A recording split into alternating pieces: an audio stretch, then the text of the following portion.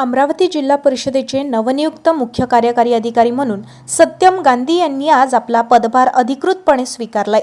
राज्य शासनाच्या सामान्य प्रशासन विभागाने नुकत्याच केलेल्या सनदी अधिकाऱ्यांच्या बदलांमध्ये अमरावती आणि सांगली या दोन शहरांमध्ये परस्पर बदली झाल्याचे पाहायला मिळत आहे।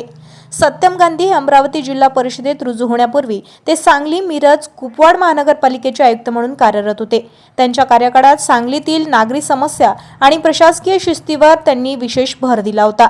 संचिता मोहपात्र अमरावती जिल्हा परिषदेच्या मुख्य कार्यकारी अधिकारी म्हणून कार्यक्षम कामगिरी केल्यानंतर आता त्यांची नियुक्ती सांगली, मिरज, कुपवाड महानगरपालिकेच्या आयुक्तपदी करण्यात आली आहे। पदभार स्वीकारल्यानंतर सत्यम गांधी यांनी जिल्हा परिषदेच्या विविध विभाग प्रमुखांशी संवाद साधलाय।